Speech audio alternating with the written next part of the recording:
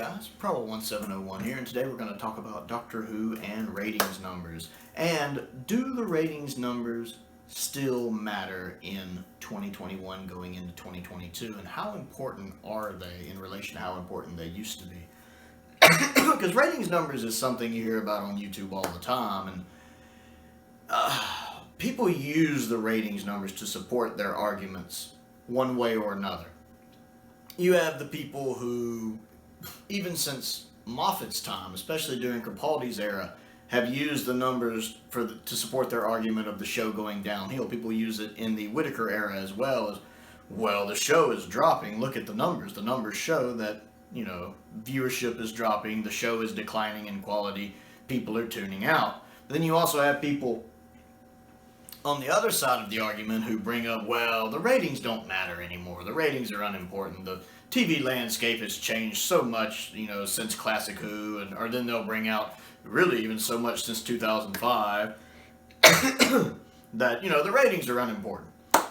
Now, don't get me wrong. First off, I do think the TV landscape is drastically different. I mean, it just is.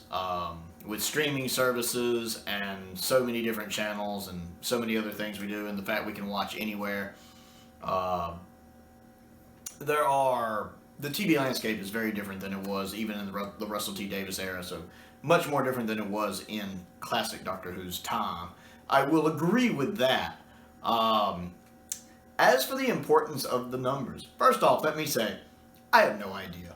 I'm probably going to be the first YouTuber to ever say this in relation to Doctor Who numbers. I don't know. I am not a professional in the TV industry. I don't have any background in that, so I have no clue objectively whether the numbers are that important now or how important they are in relation to how important they used to be. And to be fair, I don't think most of these other people on YouTube do either.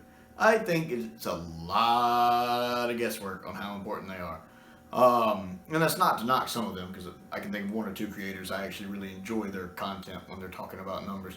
But most of them don't know either. At least I firmly believe. Now, I will say this. I personally think numbers are still important. Trying to think of the best way to approach this. You look at some of the numbers Classic Who had when it was really at its height, and even the Russell T Davies era. You look at numbers for like Voyage of the Damned, 10 million, 11 million, 12 million, I don't remember. It was very high. I was thinking Voyage of the Damned was like the highest numbers a modern series story's gotten, I forget. Compared to now, when you're getting like 3 million, 4 million.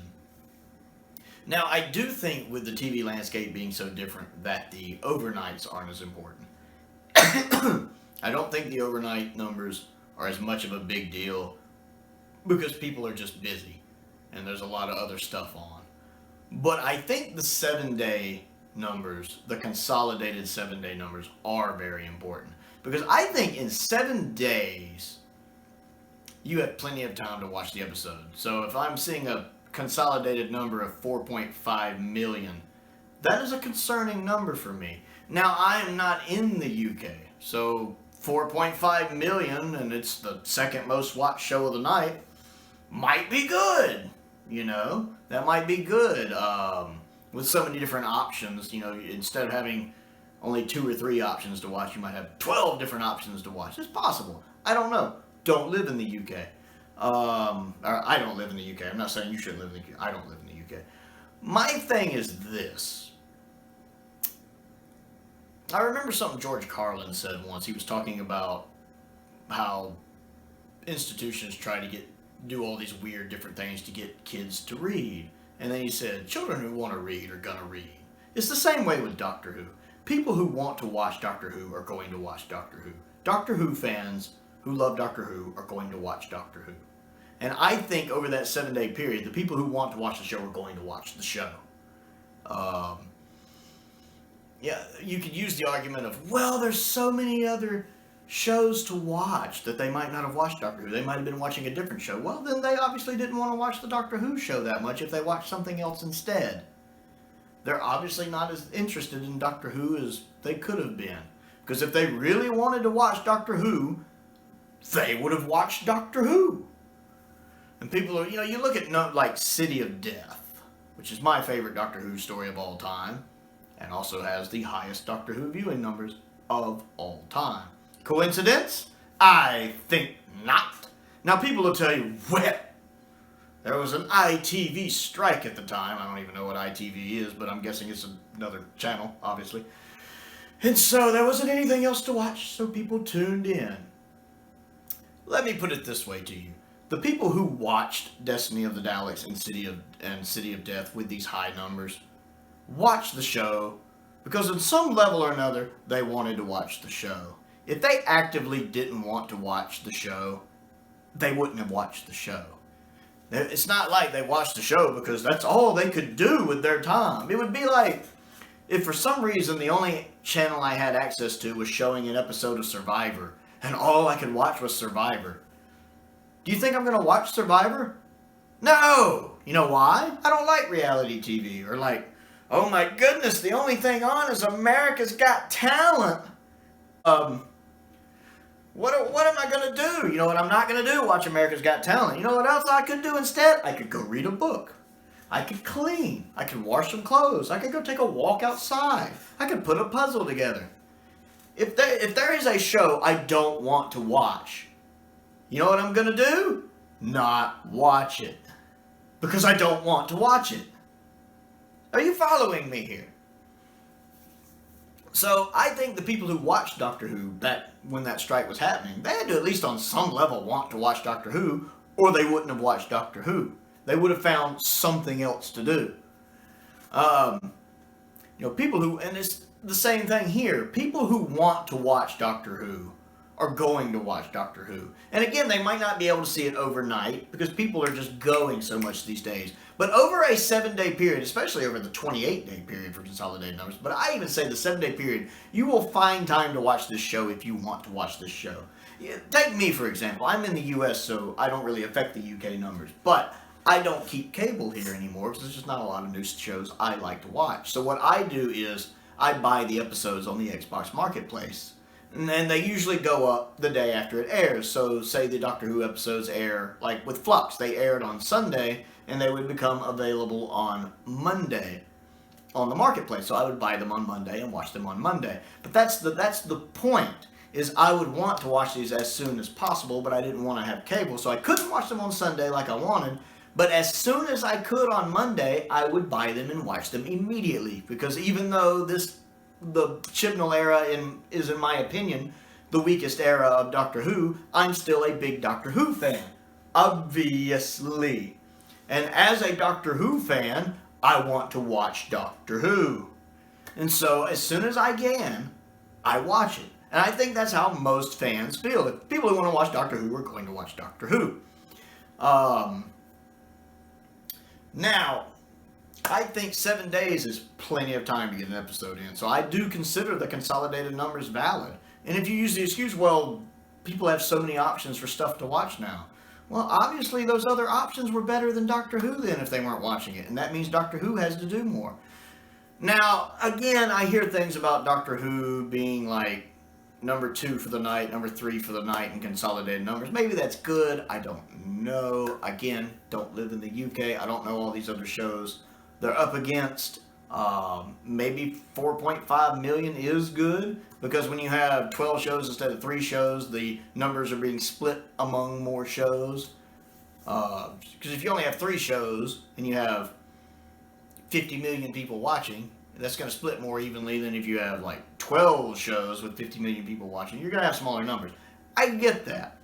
I am simply saying that Doctor Who needs to try harder to be the most viewed of those shows. Doctor Who, when it is good, people will want to watch it. When it's not as good, people are going to tune out. All you have to do is look at comments. Look at people talking about how older fans have tuned out of the show because they don't like the direction it's going. And maybe it is pulling in some newer fans, although whether they're quite as dedicated, I don't know. I'm sure some of them are. But you're also losing some of your older fans as you see people in the thread and different threads who are like, yeah, I stopped, I quit. I'm not. I'm still watching it. But, and another thing that I had forgotten to mention, these days especially, a perfect example is when the new Spider-Man came out. I went and saw it the second day. One of the reasons is I just really wanted to see it. It looked like it was going to be really good, which it is for the record. I absolutely love Spider-Man No Way Home. It's a fantastic movie. But one of the reasons I wanted to see it so soon was because I knew if I didn't, I'd have to stay off the internet to avoid spoilers. I did not want to go into this movie with spoilers. I wanted to go in spoiler-free and see it as soon as I could. Because it's so hard to avoid spoilers. Now, some places for like a new movie, they may give you a week. Maybe. At the most, a week. But spoilers are everywhere. And Doctor Who is bad about this. Like, if you don't watch an episode right after it airs, within a day or two, spoilers are going to be up all over the internet. Heck, the Doctor Who YouTube channel will post them on their YouTube channel. And it'll just pop up in your feed. So say there's an episode like Spyfall Part 1 where, the Master's back. They will have that up like the next day. And then, it'll be like a video about the Master, and then it has a picture of Sacha Dhawan, so you're like, well, obviously this dude's the Master. So if you haven't seen Spyfall Part 1 and you're watching the episode, you're expecting it the whole time. Guess how I know that? I'm speaking from experience. And it's very frustrating. So I think with spoilers being so prevalent, much like the ending of Mandalorian season 2, the season 2 finale, which I won't go into in case nobody's seen it, but it has a truly great moment at the end of it that I adore, and I'm so glad I got to see the episode the day it came out, because if it had been spoiled for me, I would have been so pissed off, and I would have lost the emotional impact of it, and it would have really frustrated me. And you would have found it quick, because spoilers popped up very quick about it once, the episode was out. So I was happy to see it as soon as possible. These days, we really are in an era of where you have to consume the media as soon as it comes out, or spoilers are going to be everywhere. And so to me, this motivates you to watch the show as quick as possible. So even if you're not watching it overnight for whatever reason, within that 7-day window for those consolidated numbers, I feel people should be chomping at the bit to get to this as soon as possible to avoid spoilers. And because they pop up, there'll be articles popping up. You'll see stuff on Twitter, stuff on Facebook, stuff on YouTube. And you can't, unless you just completely don't engage with social media, you are going to run into these. And so for me, when people are like, well, there's so many other options. People can play Xbox. People can play this. They can be on Twitter. They can be on Facebook. They can be watching one of 50 channels. My thing is, yes, but if you're a Doctor Who fan, like a real Doctor Who fan, you are going to want to watch this as soon as possible so you can go in spoiler-free. That way, if there is any revolutionary thing that happens in the episode, you get that whole moment of it. Like, imagine Utopia. The ending of Utopia, when you find out the professor and that reveal, and that is magic. That is Doctor Who magic. Now, imagine you didn't watch it, like, within the first 2 or 3 days, and it starts popping all up on YouTube. And it's spoiled for you. And then while you're watching the episode, you already know it's going to happen, so you just kind of, you lose that effect when it happens because you know it's coming. It's one of the reasons I was so frustrated when they did that trailer for Series 10 that revealed John Sims coming back at the end. I really wish they hadn't done that because it's still a neat reveal in World Enough in Time, but it kind of loses some of its punch because we knew he was coming back anyway, and I hate that trailer gave that away. So for me, you can argue what you want about the numbers, but, Doctor Who fans, or maybe they're just watching other stuff. There's so much other stuff to watch. My argument is people are going to want to watch this probably as soon as possible in the 2021 mindset because they want to avoid spoilers. Now, again, with so many different things to watch, I don't know. It's really hard to articulate my thoughts on this. For all I know, 4.5 million might make the show the third most watched show of Sunday night. It might be. I don't know. Again, not in the UK. Don't know where Doctor Who falls in most watched overnight and most watched over a 7-day period or even a 28-day period on the Sunday night lineup. I'm betting the Sunday night lineup's weaker than the Saturday night lineup. Maybe that's why they moved the show. But I don't know that either. But for me, I want to watch an episode of Doctor Who as soon as possible. I can't watch it the day it comes out, but the day after, I'm buying it on the marketplace because I want to avoid spoilers. I'll stay off the internet for that Sunday if I have to, or at least off active stuff. You know, going back to season 17 with its record high numbers, people are like, well, it's all because ITV was out, but maybe it's simply because of a couple other factors. My understanding is what Destiny of the Daleks and City of Death had big numbers. Keep in mind, one, Destiny of the Daleks is a Dalek story. Keep in mind that it's also the Dalek story right after one of the greatest Dalek stories ever made, one of the greatest Doctor Who stories ever made, Genesis of the Daleks. So a lot of people probably had the amazing greatness of Genesis on their minds when they realized, hey, we're getting another Dalek story. It's going to be as good as Genesis, right? So they may have been also, some people may have been watching it simply because, one, it's the Daleks, two, it's the Dalek story after one of the best Dalek stories ever. And then also, people probably watch City of Death just because City of Death is really good. I mean, City of Death is considered one of the best stories in all of Doctor Who, my personal favorite story in all of Doctor Who. You know, so it might not just be that ITV was offline. It might be just because one was a Dalek story that's pretty much the Dalek story right after arguably the greatest Dalek story ever made. And the other one is a story that is, one, has some beautiful location filming in Paris, and two, is also considered one of the greatest Doctor Who stories ever made. So there is definitely maybe the fact that there were just, one is a sequel to a good story, argumentative, or one of them is a Dalek story coming right after a great Dalek story, and the other one is just a great story in its own right. That could be one of the reasons people tuned in more. It might not just be because ITV was off the air. I think people just use that as an excuse. I'm sure that's part of the reason, but it might not be all of the reason why the numbers were so high. And it's just like the fact, like, I think the reason why the numbers spiked a little bit for episode 5 of Flux is because episode 4 brought the Angels back. Episode 4 was Village of the Angels. Not only did it bring the Angels back, but it used them pretty well, not necessarily from a narrative standpoint, but the way it did them kind of old school, like Blink, with them snatching people and the way they moved around. You know, it had a very Blink vibe to it. And the actual directing of the episode, the execution of the episode, was done really, really well. And so because of that nostalgia, it probably made people tune in more for the next episode. And I think that's why the numbers went back up. But then episode 5 was just kind of... And so the numbers dipped back down a bit. Now, I don't know, like I said, how Flux's numbers are in relation to the other TV shows that aired that night. Also, I would imagine being in a Sunday slot makes it easier than a Saturday slot. I figured Saturday is kind of the coveted spot, so I figured, I'm willing to bet if this era of Doctor Who aired on Saturday, it would have even lower numbers with stiffer competition. But again, I don't live in the UK, so that's just complete supposition on my part. As I've said before, I am not a TV professional, so I have no idea how accurate any of what I'm saying is. I don't think most of the other YouTubers do either.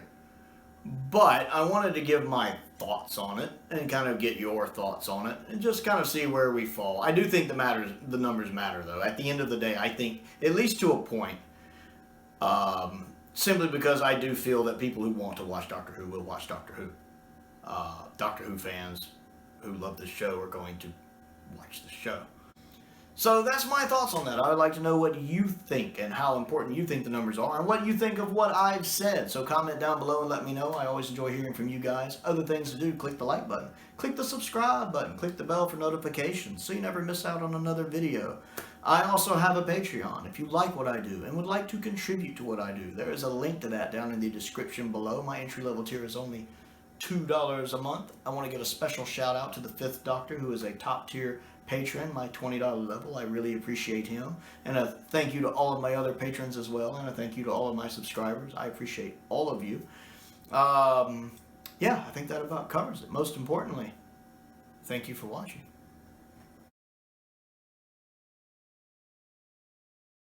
Hey guys, Problem1701 here, and today we're going to talk about Doctor Who and ratings numbers. And do the ratings numbers matter in 2021? Or moving into 2022, I should say. How important are the ratings numbers? Do they matter? Do they hold the same significance they did years ago? Because you have people who are against, say, the current era of Doctor Who, and these are the same people who had issues with the Moffat era, perhaps, and they would, the numbers are going down, the numbers are going down, the ratings are dropping, it's a sign the show is dipping because the ratings are dropping. But then you have people on the other side of the argument who are, well, the TV landscape has changed so drastically since Classic Who, and then it actually changed so much since 2005, and they're not wrong, it has. And you can't really go by numbers anymore because blah blah blah blah blah blah blah blah blah blah blah blah. And to be fair, the TV viewing landscape is drastically different than it was, especially in Classic Who, but even since the Russell T Davies era. And I'm going to be honest with you, I don't have an answer to this question. I don't. I am in no way a professional in the TV industry. I have no idea how much ratings matter. Let me be clear, and to be also clear, I don't think most of these other people on YouTube who talk about oh God. Hey guys, Problem1701 here, and today we're going to talk about Doctor Who and ratings numbers. And the question is, how important are the ratings numbers in 2021 going into 2022? Do the ratings matter at this point? Are they as important as they were, years ago? And first off, let's look at the argument from both sides, because both sides tend to use this argument to support their argument, which that came out really weird. I do think the numbers matter, at least in my opinion. How much they matter, I don't quite know, but I do think the numbers are important. I'm trying to remember where else I was going with this. I'm going to have to edit this because I'm going to have to think.